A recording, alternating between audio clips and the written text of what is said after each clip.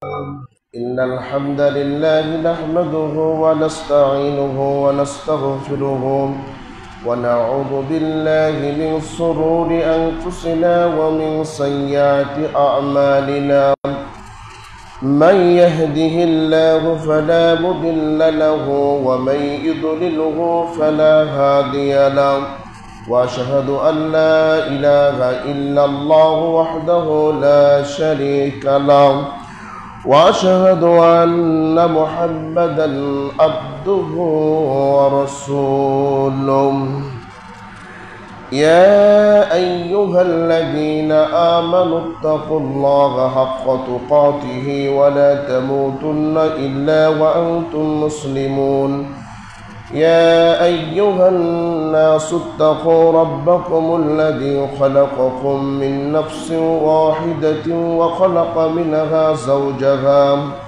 زوجها وبث منهما رجالا كثيرا ونساء واتقوا الله الذي تساءلون به والأرحام إن الله كان عليكم رقيبا يا أيها الذين آمنوا اتقوا الله وقولوا قولا سديدا يصلح لكم أعمالكم ويغفر لكم ذنوبكم ومن يطع الله ورسوله فقد فاز فوزا عظيما أعوذ بالله من الشيطان الرجيم بسم الله الرحمن الرحيم فاعلم أنه لا إله إلا الله إلى آخر الآية.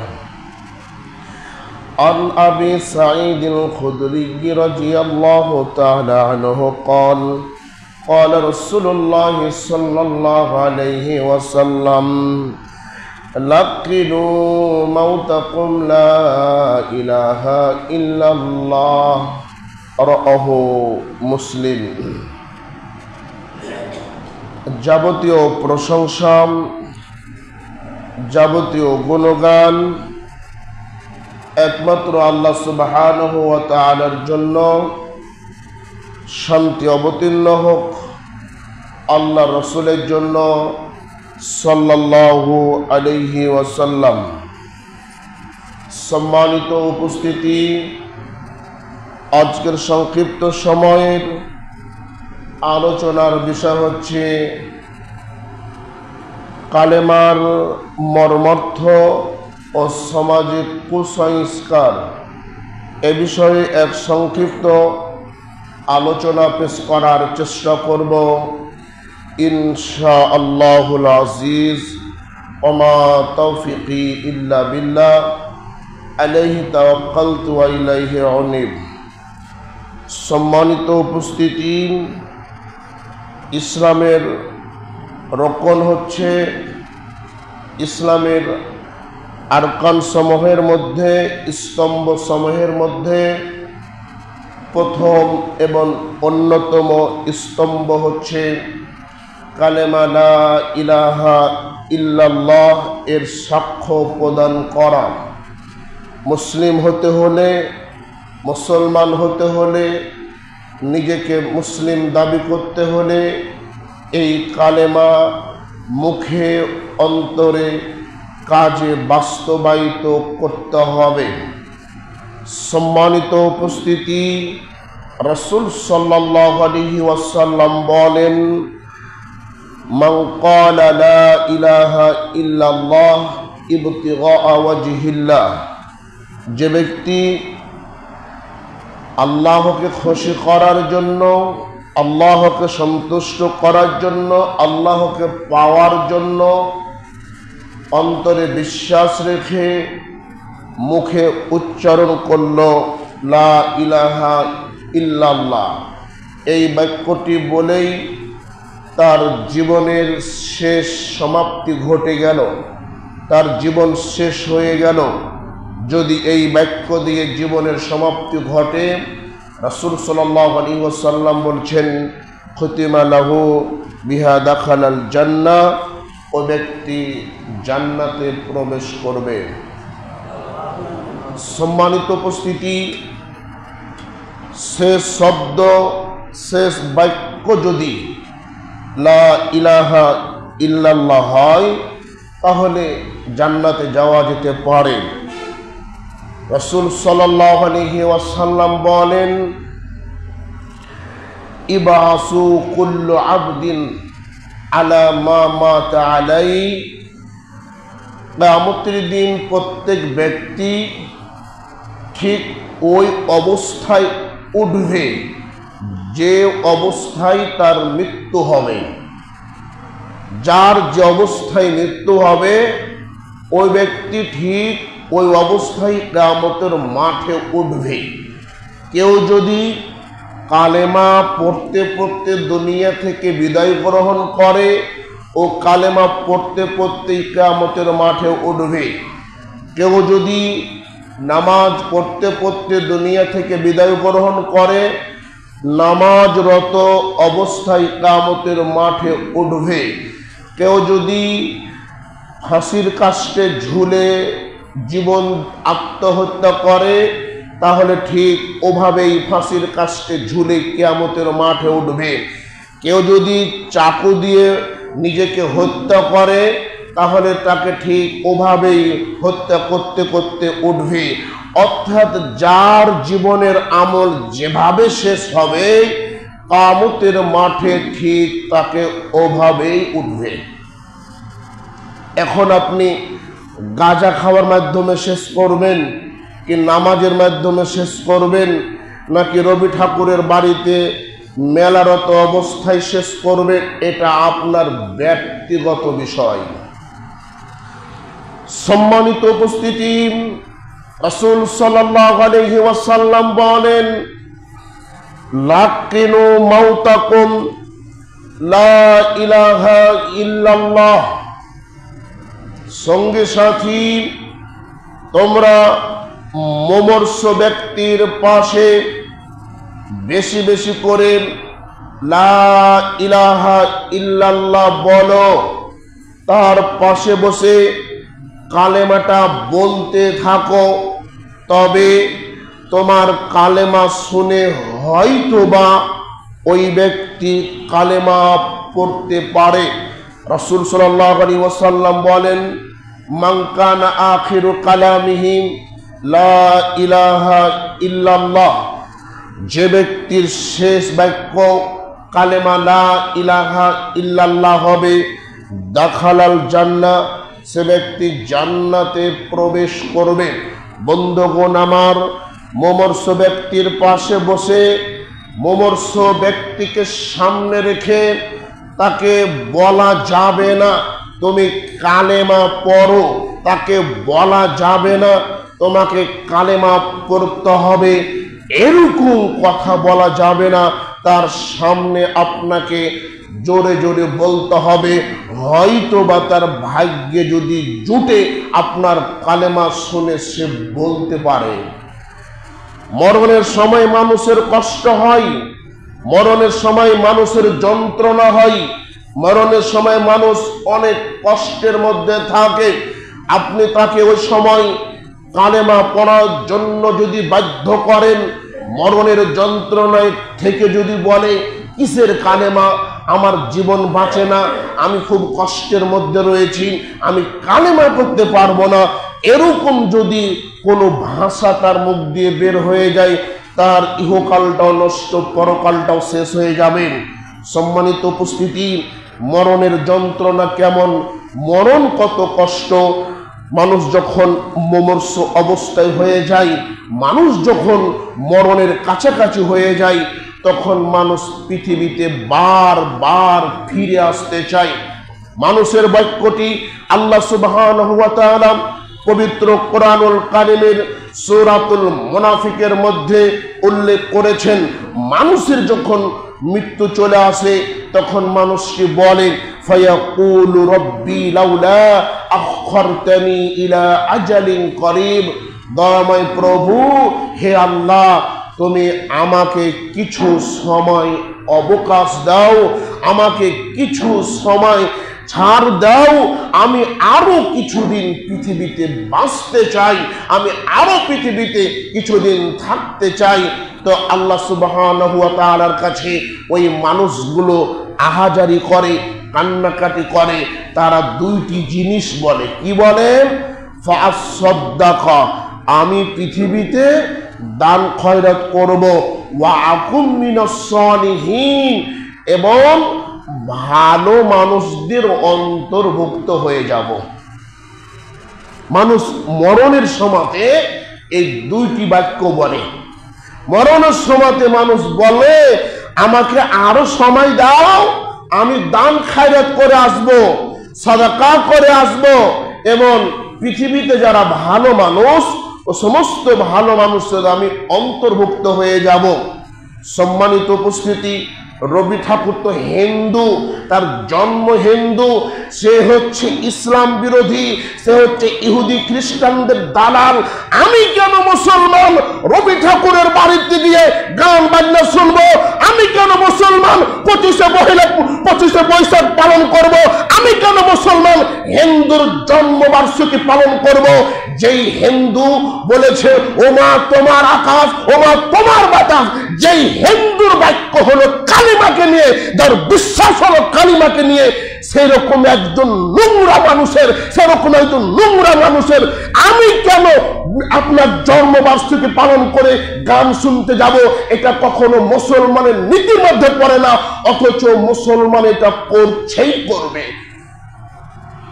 মরণ যখন চলে আসবে, মরণ যখন মানুষের কাছে আসবে, তখন বলবে আমি আর রবি ঠাকুরের বাড়ি যাব না, আমি আর 25শে বৈশাখ পালন করব না, আমি আর ওরসে যাব না, আমি আর লালনসে যাব না, আমি মুসলমান হতে চাই। কিন্তু সে সময় হাজারো আহাজারি, হাজারো কান্নাকাটি করলে কি বাঁচা যাবে? কেউ বাঁচতে পারবে না, সবাইকেই মরে যেতে হবে। মরণের কষ্ট নিয়ে রাসূল সাল্লাল্লাহু আলাইহি ওয়াসাল্লামের ওই হাদিস, আল্লাহ নবী যখন মুমূর্ষ হয়ে গেলেন, যখন তিনি দুনিয়া থেকে বিদায় গ্রহণ করবেন, এমন সময় তিনার কপালটা ঘেমে যাচ্ছিল। তিনার সামনে একটি পানির পাত্র ছিল। আল্লাহ রাসূল সাল্লাল্লাহু আলাইহি ওয়াসাল্লাম ওই পানির পাত্রে হাত ডুবিয়ে বারবার ঘামগুলোকে মুছে নিচ্ছিলেন, আর বলছিলেন লা ইলাহা ইল্লাল্লাহ, আল্লাহ ছাড়া সত্যিকার অর্থে কোনো মাবুদ নেই। ইন্নালিল মাউতি লাসাকারাতিন, নিশ্চয় মরণের যন্ত্রণা রয়েছে, নিশ্চয় মরণের কষ্ট রয়েছে। এই কথা বলে রাসূল সাল্লাল্লাহু আলাইহি ওয়াসাল্লাম দুইটি হাত আকাশের দিকে উত্তোলন করলেন। দুইটি হাত আকাশের দিকে বাড়িয়ে দিয়ে আল্লাহ নবী বলছেন, আল্লাহুম্মা গফিরলি, হে আল্লাহ তুমি আমাকে ক্ষমা করো, ওয়ারহামনি, হে আল্লাহ তুমি আমার প্রতি দয়া করো, ওয়ালহিকনি বিররাফিকিল আ'লা, অতি শীঘ্রই আমার পরম বন্ধুর সঙ্গে তুমি সাক্ষাৎ করে দাও। রাসূল সাল্লাল্লাহু আলাইহি ওয়াসাল্লাম এই দোয়াগুলো বলতে বলতেই তার হাত দুইটি মাটিতে পড়ে গেল। সম্মানিত উপস্থিতি, হাদিস থেকে বোঝা যায় মানুষের মরণের যন্ত্রণা আছে। এটা আল্লাহ নবী মরণের সময় বলেছেন। মানুষ মরণের সময় পৃথিবীতে ফিরে আসতে চায়। এই জন্য মুমূর্ষ ব্যক্তির পাশে কালেমা লা ইলাহা ইল্লাল্লাহ বলেন, তবে বলতে বাধ্য করিয়েন না। সম্মানিত উপস্থিতি, মুমূর্ষ ব্যক্তির পাশে বসে কালেমা লা ইলাহা ইল্লাল্লাহ পড়তে হবে, এটা সুন্নাত। কিন্তু আজকে এই সুন্নাতকে উপেক্ষা করেন, এই সুন্নাতকে অপমান করেন, রাসূলকে অপমান করে ধর্ম ইসলামকে খাটো করে দিয়েন। আজকে সমাজের মধ্যে প্রচলিত হয়েছেন, আজকে সমাজের মধ্যে দেখতে পাওয়া যায় মুরব্বী মানুষগুলিকে এবং মা বোনদেরকে লক্ষ্য করা যায়, সকলেই মুমূর্ষ ব্যক্তির পাশে বসে সকলেই সূরা ইয়াসিন তেলাওয়াত করে, ফজিলতপূর্ণ আয়াতগুলো তেলাওয়াত করে, বিভিন্ন আয়াত তারা পাঠ করতে থাকে। সম্মানিত উপস্থিতি, মুমূর্ষ ব্যক্তির পাশে বসে পবিত্র কোরআনুল কারীম তেলাওয়াত করা যাবে না। মুমূর্ষ ব্যক্তির পাশে বসে সূরা ইয়াসিন তেলাওয়াত করা যাবে না। মুমূর্ষ ব্যক্তির পাশে বসে ফজিলতপূর্ণ কোনো আয়াত তেলাওয়াত করা যাবে না। এটা আল্লাহ ও তার রাসূল ও তার সাহাবায়ে কেরাম কেউ করেনি। এর পক্ষে কোনো সহি প্রমাণ নেই। এর পক্ষে যেগুলো সমাজে প্রচলিত রয়েছে সবগুলো হচ্ছে মানুষের বানানো, জাল বানোয়াট, ভিত্তিহীন, যার কোনো প্রমাণ হাদিস কোরআনের মধ্যে পাওয়া যায় না। অথচ এটাই সমাজে চালু। কালেমা লা ইলাহা ইল্লাল্লাহ, এই সুন্নাতটি আজকে সমাজে চালু নেই। বেদাত চালু করতে পারে মানুষ, সুন্নাত চালু করতে পারে না। আজকের বক্তব্য যেখানে যাবেন, দেশ বিদেশ সকল ভাই বোনদের বলছি, যারা এই বক্তব্য শুনবেন অবশ্যই আজকে থেকে কোরআন পড়া বন্ধ করে দিয়ে রাসূলের সুন্নাত চালু করেন কালেমা লা ইলাহা ইল্লাল্লাহ দিয়ে। সম্মানিত উপস্থিতি, কালেমা লা ইলাহা ইল্লাল্লাহ অর্থ এখানে আমরা যারা উপস্থিত আছি হয়তো বা 90% মানুষই বলতে পারবেন না। হয়তো বা অনেকেরই কালেমা লা ইলাহা ইল্লাল্লাহ অর্থ ঠিক নেই। অনেকেই বলবেন যে আল্লাহ ছাড়া কোনো মাহবুদ নেই। এটা সমাজে প্রচলিত অর্থ, সবাই জানে। আরে যে হুজুরকে দিয়ে ওয়াজ করাবেন সেও কয় যে কালেমা লা ইলাহা ইল্লাল্লাহর অর্থ আল্লাহ ছাড়া কোনো মাহবুদ নেই। তা কি সত্য কথা হলো? এটা কালেমার অর্থ হলো? কালেমার অর্থ হচ্ছে লা মা'বুদা বিহাক্কিন ইল্লাল্লাহ, আল্লাহ ছাড়া সত্যি কোনো মাবুদ পৃথিবীতে নেই। আল্লাহ ছাড়া ভণ্ড মাবুদ পৃথিবীতে নাই। ভণ্ড মাবুদ পৃথিবীতে নাই। হিন্দুদের রাম আছে, ইহুদি খ্রিস্টানদের আরো মূর্তি রয়েছে। সবাই তো তাদের রব দেবতাকে মানে, তাদেরও তো রব আছে, তাদেরও তো রব মানে, তাদের রব আছে, কিন্তু ভণ্ড। এই জন্য কালেমার অর্থ লা ইলাহা ইল্লাল্লাহ বললে অর্থ ভুল হয়ে যাবে। কালেমা লা ইলাহা ইল্লাল্লাহর অর্থ হবে আল্লাহ ছাড়া সত্যি কোনো মাবুদ পৃথিবীতে নেই, এটাই বলতে হবে। এর বাইরে বললেই কালেমার অর্থ আপনার ভুল হয়ে যাবে। অথচ আপনি আমি সবাই, ছোট থেকে বড় থেকে সবাই জানি কালেমার অর্থ লা ইলাহা ইল্লাল্লাহ। কোনোদিন চিন্তা করলাম না এই অর্থ আজও ঠিক আছে কিনা। আশ্চর্য, কালেমার অর্থ আমরা জানি না। সম্মানিত উপস্থিতি, এবার আপনি আসেন, কালেমা লা ইলাহা ইল্লাল্লাহর দাম কত? রাসূল সাল্লাল্লাহু আলাইহি ওয়াসাল্লাম যখন প্রথম নবুয়ত পেলেন 40 বছর বয়সে, বয়স তখন 40 বছর, নবুয়ত পেয়েছেন, তিনি ভয় পেয়ে যাচ্ছেন, জিবরাইলকে দেখে ভয় পেয়ে যাচ্ছেন, আতঙ্কিত হচ্ছেন। আম্মাজান খাদিজা রাদিয়াল্লাহু তাআলা আনহার কাছে এসে বলছেন, জাম্মিলুনি, আমাকে ঢেকে দাও, আমাকে ঢেকে দাও, আমাকে ভয় পাচ্ছি, আমাকে ঢেকে দাও। তখন আম্মাজান আয়েশা সিদ্দিকা রাদিয়াল্লাহু তাআলা নাকি খাদিজা রাদিয়াল্লাহু তাআলা আনহা বলছেন, আমি সাক্ষ্য দিচ্ছি আপনাকে কোনো শয়তান স্পর্শ করতে পারে না, কোন জিন আপনাকে আক্রমণ করতে পারে না, কেউ আপনার ক্ষতি করতে পারে না। আপনি বিধবাকে আশ্রয় দিয়ে থাকেন, আপনি ইয়াতিমের সেবা করে থাকেন, আপনি গরিব মিসকিনকে খাবার দিয়ে থাকেন, আপনি আত্মীয়তার বন্ধন ঠিক রাখেন, কোন জিন শয়তান পেতনি আপনাকে আক্রমণ করতে পারে না। দেখছেন স্ত্রীর সাক্ষ্য স্বামীর ব্যাপারে, কত সুন্দর সাক্ষ্য। আপনারটা আমারটা দিবে তো? হ্যাঁ, যায় দেখেন আপনার নামে কত অভিযোগ স্ত্রীর। আর স্ত্রী দেখেন আর স্বামী দেখেন কি সুন্দর।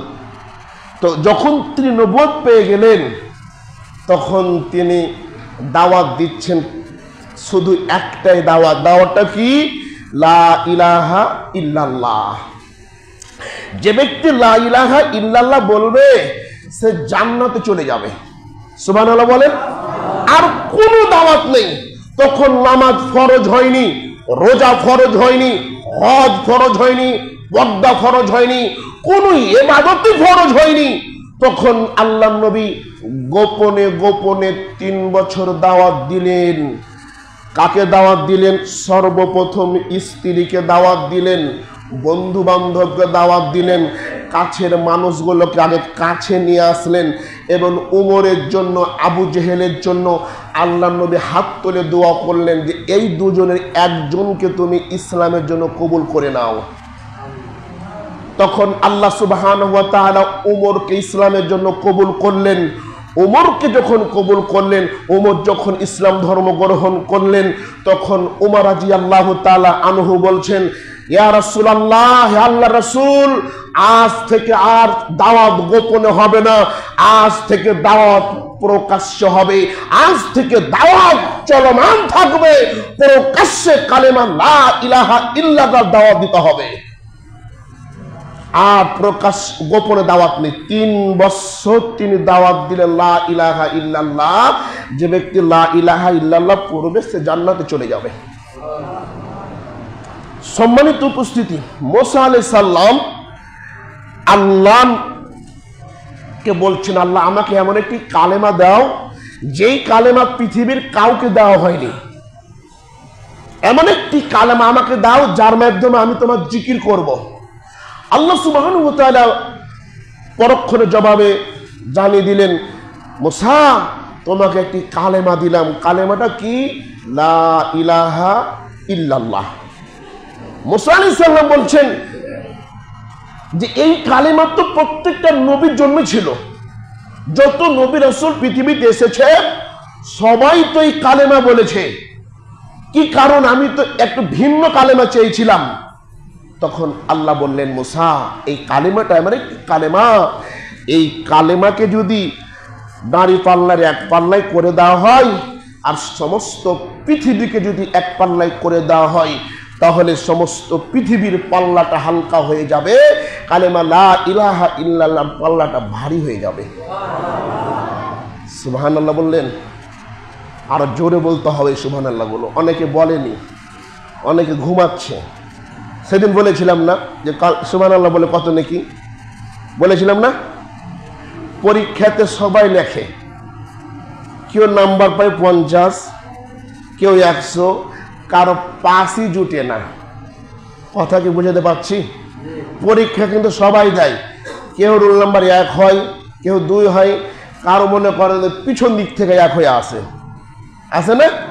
খুতবা সবাই শুনছেন, সবাই এসেছেন, সমান নাকি কিন্তু সবার হবে না। কেউ 0 পাবেন, কেউ 0 পাবেন, কেউ 100তে 100 পাবেন, আর কেউ মনে করেন যে 50 পাবেন। যার যেমন মন সে তেমন ফলাফল পাবে।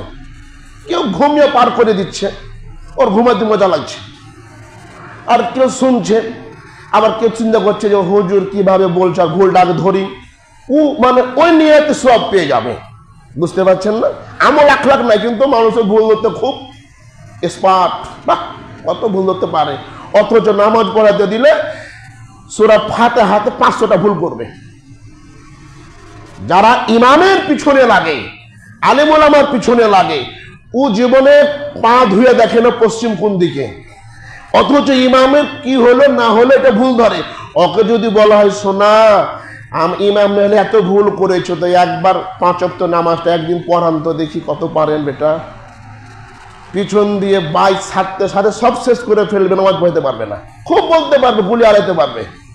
আচ্ছা, এরকম মানুষ সমাজে অনেক আছে যারা ইমামের পিছনে লেগে থাকে। একজন ইমামের সার্টিফিকেট আছে, সে লেখাপড়া করে এসে কথা বলছে, আপনার কি আছে? আপনার কি আছে যে আপনি মানে হুক করে ইমামের ভুল ধরা শুরু করলেন? আপনার কি আছে? আপনি খান আর পশুর মতন পায়খানা করেন, আপনার কাছে কি হয় সমাজের? আপনি একটা ইমামের শুট করে ভুল ধরে ফেলেন। আপনাকে যদি বুক পর্যন্ত পুঁতে দেওয়া হয় আর বম মেরে দেওয়া হয়, আপনি বলতে পারবেন যে নবীর দাদার নাম কি? শেষ আপনি বলতে পারবেন নামাজের রকম কয়টি? আপনি বলতে পারবেন যে ইসলামের রকম কয়টি, ইমানের রকম কয়টি? আপনি বলতে পারবেন কালেমার অর্থ কয়টি? আপনি বলতে পারবেন এটা কালেমাতে কয়টি শর্ত আছে? এগুলো পারবেন না। ইমামের ভুল ধরার জন্য দাঁড়িয়ে যান। আবার কোন ইমাম যদি মনে করে ফরজ নামাজটা পড়ে বাড়ি চলে যায়, এটা নিয়েও মুসল্লিদের সমস্যা। হুজুর খালি ফরজ নামাজ পড়ে বাড়ি চলে যায়। আরে হুজুর তো নফল নামাজ সুন্নাত নামাজ বাড়িতে পড়তে পারে, আপনি তো মসজিদে আসেন না, আর আপনি এগুলো নিয়ে মনে করেন চলে। সম্মানিত যা বলছিলাম, এবার আপনি আসেন। তাহলে কালেমা লা ইলাহা ইল্লাল্লাহ তখন বলছিলাম সময় 10 শেষ করতে হবে। এবার আপনি আসেন কালেমাটা নিয়ে সমাজের মধ্যে কিছু কুসংস্কার রয়েছে। সমাজের মধ্যে কালেমাকে নিয়ে কুসংস্কার রয়েছে। কি কুসংস্কার? হচ্ছে কালেমাকে ঝুলিয়ে রাখা। দোকানে, গাড়িতে, বাড়িতে, রাস্তা ঘাটে, ঘরের মধ্যে কালেমা লিখে ঝুলিয়ে রাখা হয়। কেন? দোকানে আগুন ধরবে না, বাড়িতে জিন আসবে না, ভূত পেতনি ঢুকবে না, এগুলোর জন্য, বিপদ থেকে, মুসিবত থেকে বাঁচার জন্য মানুষ কালেমা লা ইলাহা ইল্লাল্লাহ বিভিন্ন দোকানে, বাড়িতে, গাড়িতে, ঘরে ঝুলিয়ে রাখে, যা একেবারে কুসংস্কার। যেগুলো বিশ্বাস করলে শিরক, এগুলো বিশ্বাস করলে আল্লাহর প্রতি ভরসা কমে যাবে। এগুলো বিশ্বাস করলে 5 লক্ষ 10 লক্ষ কালেমা পাঠ করে বরকতের জন্য, বিপদ দূর হবে এই জন্য, মুসিবত দূর হবে এই জন্য। সম্মানিত উপস্থিতি, এই মর্মে কোনো সহি প্রমাণ পাওয়া যায় না, এই মর্মে কোনো জাল প্রমাণ পাওয়া যায় না। এই মর্মে পাওয়া যায় কি মুরব্বীদের মুখের কথা, এগুলোর পক্ষে পাওয়া যায় কি মহিলাদের মুখের কথা, এগুলোর পক্ষে পাওয়া যায় কি সমাজের কুসংস্কার। সম্মানিত উপস্থিতি, 1100 নির্দিষ্ট করে কালেমা পড়লে এত সওয়াব, নির্দিষ্ট করে কালেমা পড়লে এত নেকি, নির্দিষ্ট করে কালেমা পড়লে এত সওয়াব হবে, বিপদ থেকে বাঁচা যাবে, এর পক্ষে কোনো সহি পরিমাণ পৃথিবীতে নাই। সম্মানিত উপস্থিতি, অথচ সমাজের মধ্যে রয়েছে। আবার এই কালেমাকে মানুষ কবরের পাশে দাঁড়িয়ে সকলেই একত্রিত হয়ে হুজুরে বলে 10 বার সূরা ইখলাস পাঠ করুন, 10 বার সূরা ফাতিহা পাঠ করুন, কালেমা 50 বার পাঠ করুন।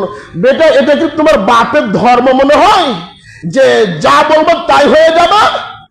মানুষ হুজুরে বাঙাল চিন্তা করে না কবরের পাশে কোরআন পড়া যায় কিনা, কবরের জায়গাতে কালেমা পড়া যায় কিনা, এটা সমাজের মানুষ চিন্তা করে না। হুজুরে বলতে বলে আর মানুষ হুজুরে বাঙাল তার সাথে বলে। অসম্ভব। আপনার দেশে আছে নাকি এগুলো? কবরের পাশে যে হুজুর বলছে 5 বার সূরা ইখলাস, 3 বার সূরা ফাতিহা, তারপরে দুরূদ শরীফ, তারপরে আরেকজন এসে বলছে হুজুর আমার বাবা মারা গিয়েছেন, সূরা ইউনূস 5 লক্ষ বার পড়েছি, আমার দাদা মারা গিয়েছে, কোরআন 1 লক্ষ বার খতম করেছি, সব কিছু কবরে বক্সিয়ে দাও। ঠিক আছে না?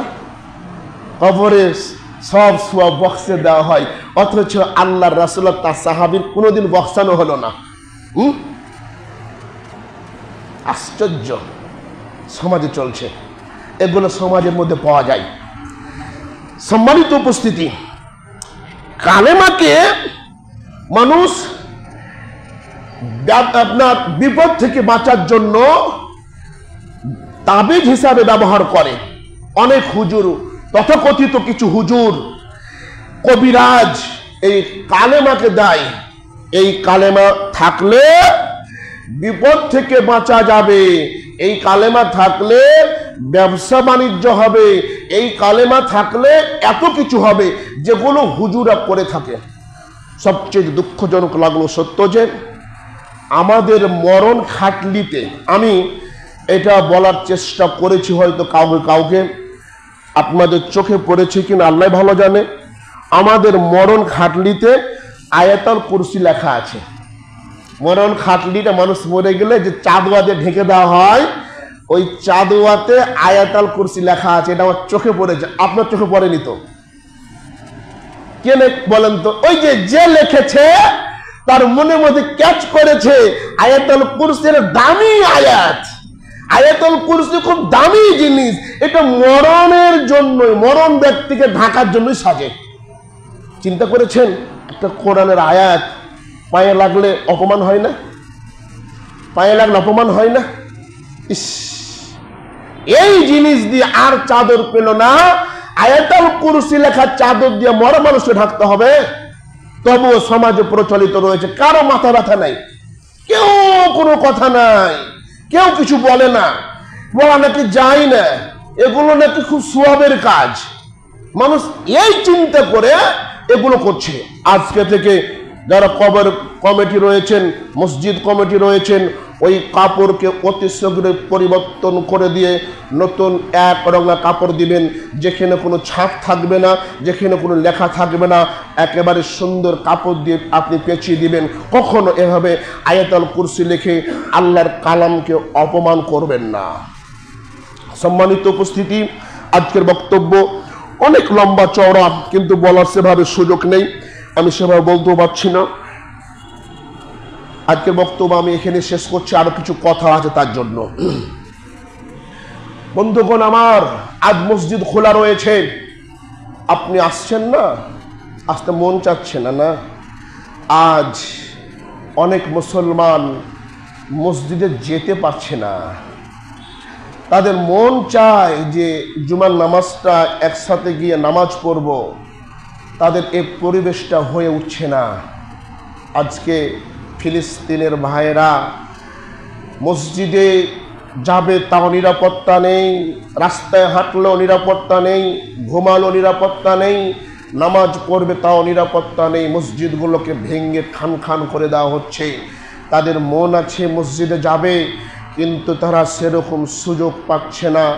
আর দরিকুমরপুরের মানুষের এত বড় মসজিদ, তবুও মসজিদ তৈরি করাই থাকলো, জুমার দিন মসজিদ ভরপুর মানুষ, জুমার দিন চলে গেলে 5 ওয়াক্ত নামাজে মুসল্লি পাওয়া যায় না। কি হবে এত বড় মসজিদ দিয়ে?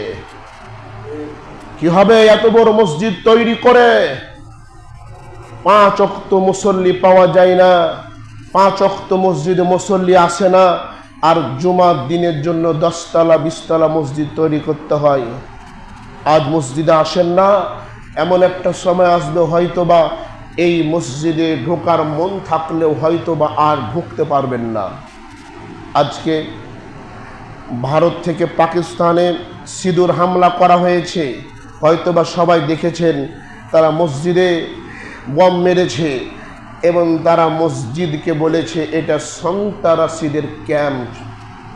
আমরা মুসলমান যেখানে মাথা নত করি, যেখানে আমরা শির নত করি, যেখানে আল্লাহকে স্মরণ করি, যেখানে মাথা নড়িয়ে আল্লাহকে বিশ্বাস করে আল্লাহর কদমে আমরা সিজদা করি, ঠিক ওই জায়গাটা আজ হিন্দুর কাছে নাকি সন্ত্রাসীর ক্যাম্প হয়েছে।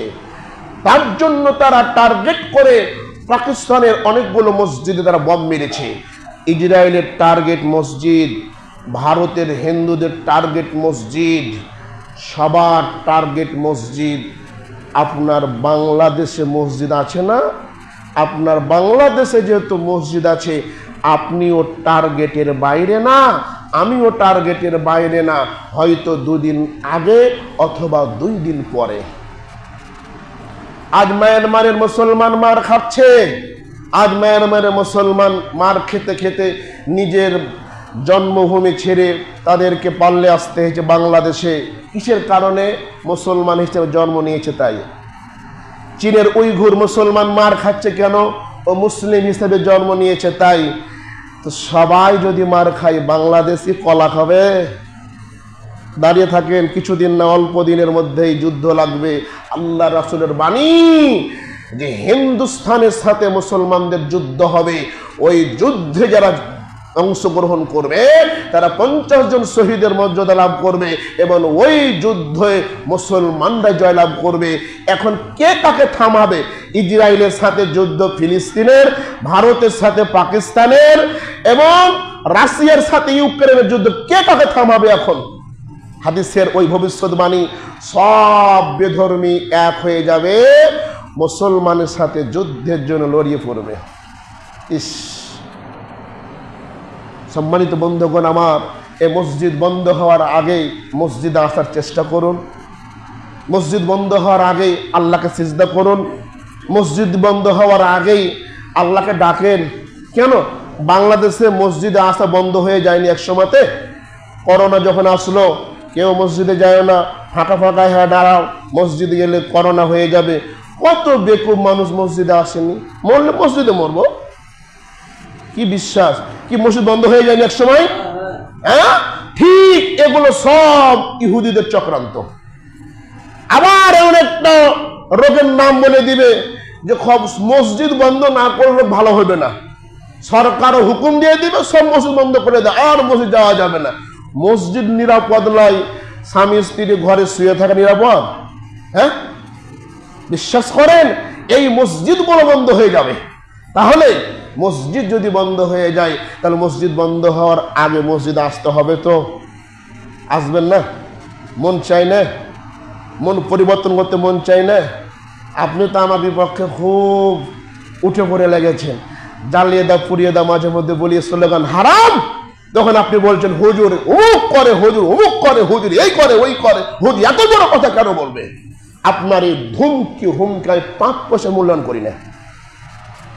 গণতন্ত্র হারাম, ফাঁসির কাষ্ট বলবো, মসজিদে বলবো, মেম্বারে বলবো গণতন্ত্র হারাম হারাম। আপনি আমার বিপক্ষে গেলেও কি না গেলেও কি, আমি চিন্তা করি না, ভাবনা করি না। মসজিদে চাকরি নিয়েছি, কারো পা ধরছিলাম যে আমাকে এখানে চাকরি দেন, আবার চলে যাব। কোন মায়ের বেটা পা ধরবো না আমি যে আমাকে এখানে রাখেন।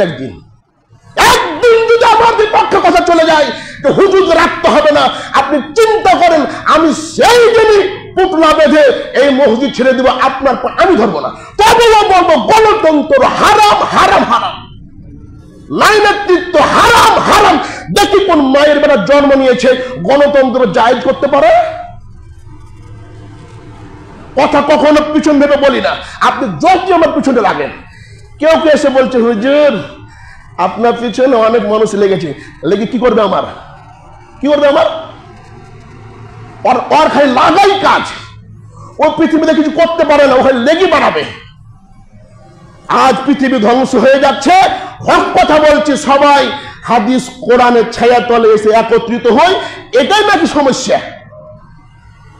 সম্মানিত উপস্থিতি, এবার আপনি আসেন।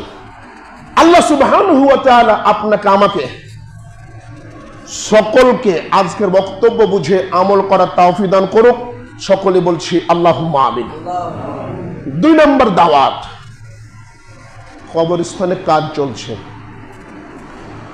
কবরস্থানে যেতে হবে সবাইকে। আপনিও যাব, আমিও যাব। কবরস্থানে কাজ শুরু হয়েছে, কবরস্থান কমিটি কাজ শুরু করেছে, কাজ চলছে। আপনারা অনেকে টাকা দান করেছেন, যারা এখনো করতে পারেননি তারা অবশ্যই টাকা পয়সা দান করার চেষ্টা করুন ইনশাআল্লাহ।